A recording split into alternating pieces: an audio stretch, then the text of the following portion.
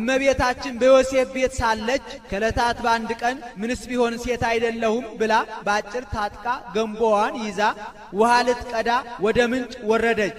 ወመጻጽሙ ከልብ ወሰደዳሁ ውእቶን አንስት ይላል። የተጠማ ውሻ መጣ። ሴቶች ደብድበው አባረው ሰደዱት። ምን ነው አታጠጡትም? እሱስ የእግዚአብሔር ፍጡር አይደለም? አያሳዝናችሁም? አለቻቸው። አንቺ ሥራ ፈቲቱ አጠጪው። እኛስ ለባሎቻችን ለልጆቻችን እናስባለን፣ እንቸኩላለን። በዚያውስ ላይ እንዲህ አይነቱን ርኅራኄ ከወዴት አገኘሽው? አምላክ ይወለዳል የተባለው ካንቺ ይሆን ብለው ዘበቱባት። በዚያን ወራት ማርያም ከምትባል አምላክ ወልደ አምላክ ይወለዳል እየተባለ ትንቢት ይነገር ነበርና እመቤታችንም የወርቅ ጫማ ነበራት። ዕቃዋን እንዳያረክስባት በወርቅ ጫማዋ ቀርታ አጠጥተዋለች። ርኅርኅተ ልብ ያሰኛት አንዱ ይህ ነው። አጠጥታው ስትሄድ መልአኩ በአምሳለ አረጋዊ በመንገድ ቆይቶ ስለ ትሕትና ትጸንሲ ትወልዲ አላት።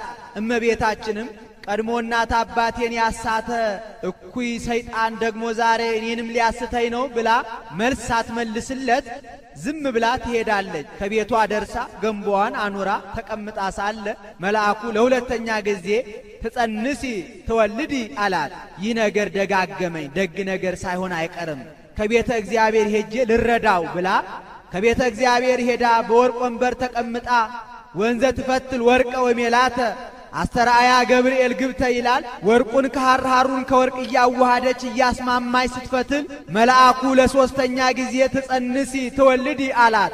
እማይቴ ረከብከ ዘከመዝ ብስራተ ዘእንበለ ዘር ምድር እትወተ ወዘእንበለ ምጥ እምድንግል ጽንሰተ። ምድር ያለ ዘር ታበቅል ዘንድ ሴት ያለ ወንድ ትጸንስ ዘንድ እንደምን አድርጎ ይሆናል? እንዲህ ያለውን ነገር ከወዴት አገኘው አለችው። ቅዱስ ገብርኤልም ያንቺማ ጽንስ መቼ እንደሌሎች ሴቶች ነዋ። መንፈስ ቅዱስ ይመጽእ ላዕሌኪ፣ መንፈስ ቅዱስ ያድርብሻል። ወኃይለ ልዑል ይጼልለኪ፣ ኃይለ ልዑል ወልድ ከሦስቱ ግብራት ይከለክልሻል አላት። አንድም ኃይለ ልዑል መንፈስ ቅዱስ ቢያድርብሽ ካንቺ የሚወለደው ቅዱስ ቅዱስ ቅዱስ ተብለው ከሚመሰገኑ ከሦስቱ ቅዱስ አንዱ ቅዱስ ነው። ወናሁ ኤልሳቤጥ እኒንተ ማዕዝማድኪ ይእቲኒ ጸንሰት ወረከበት ወልደ በልህቃቲሃ ወበርሳቲሃ። ከዘመዶችሽ ወገን የምትሆን ኤልሳቤጥ ስንኳ በስተርጅናዋ ላይ ጸነሰች፣ ልጅም አገኘች።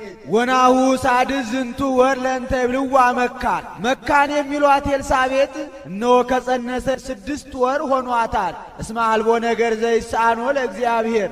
ሙቀት ልምላሜ ከተለየ በኋላ ልጅ እንዲወልዱ ማድረግ ለእግዚአብሔር አይሳነውምና። አንድም በሕቱም ድንግልና ጸንሶ በሕቱም ድንግልና እንዲወልዱ ማድረግ ለእግዚአብሔር አይሳነውምና አላት። ነይ ዓመተ እግዚአብሔር ይኩነኒ በከመ ትቤለኒ፣ ይሳነዋልማ ብል ክህደት ይሆንብኝ የለም ብላ እነሆ የእግዚአብሔር ገረዱ በፊቱ አለው፣ እንደ ቃል ይሁንልኝ እንዳልክ ይደረግልኝ አለችው። ይህንን ቃሏን ምክንያት አድርጎ ዋሕድ ቃለ እግዚአብሔር በግብረ መንፈስ ቅዱስ ያን ጊዜ በማኅፀኗ ተቀረጸ።